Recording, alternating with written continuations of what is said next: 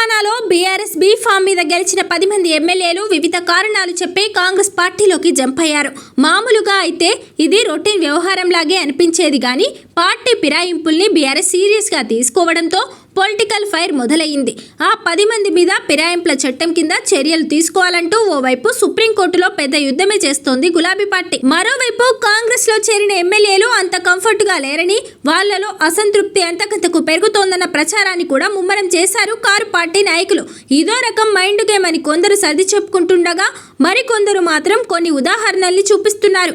Patancheru MLA Mahipal Reddy తన camp office నుంచి కేసీఆర్ ఫోటోను తీసే ప్రసక్తే లేదని బహిరంగంగానే చెప్పేశారు. ఇక తాను పార్టీ మారినట్లు దుష్ప్రచారం చేస్తున్నారని, కాంగ్రెస్ ఫ్లెక్సీల్లో తన ఫోటోను ముద్రిస్తున్నారంటూ ఏకంగా పోలీస్ కంప్లైంట్ ఇచ్చేశారు గద్వాల ఎమ్మెల్యే కృష్ణమోహన్ రెడ్డి.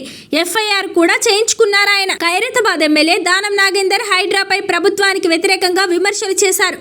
అలాగే ఫార్ములా ఈ కార్ రేస్ విషయంలో కేటీఆర్ పై ప్రశంసల వర్షం కురిపించారు దానం. నిజామాబాద్ జిల్లాకు చెందిన ఓ ఎమ్మెల్యే కాంగ్రెస్ లో చేరినప్పటికీ అసంతృప్తిగానే ఉన్నట్లు సమాచారం.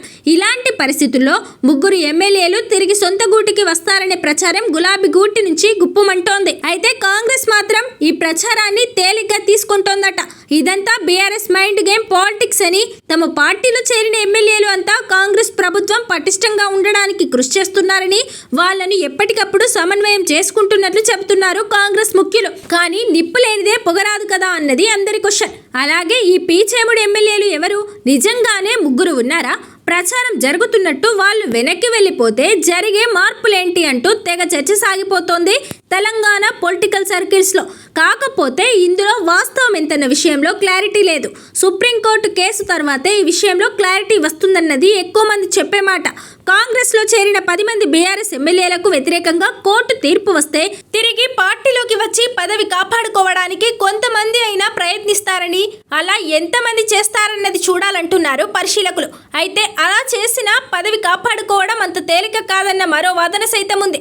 వేటు వేయాలని కోర్టు చెప్పినా, స్పీకర్ నిర్ణయం తీసుకున్నా అది అందరికీ వర్తిస్తుంది. అంతే తప్ప కోర్టు తీర్పు వచ్చిన వెంటనే గబుక్కున మళ్ళీ కారెక్కేసి తూచ్ మేం బీఆర్ఎస్ లోనే ఉంటామంటే కుదరదని, లీగల్ గా అది చెల్లబోదని అంటున్నారు కాంగ్రెస్ నాయకులు. దీంతో త్రిశంకు స్వర్గంలో ఉన్న ఎమ్మెల్యేల పల్స్ రేట్ పెరిగిపోతుందట. సుప్రీంకోర్టు తీర్పు తర్వాత గానీ ఈ విషయంలో క్లారిటీ వచ్చే పరిస్థితి లేదంటున్నారు పొలిటికల్ పరిశీలకులు.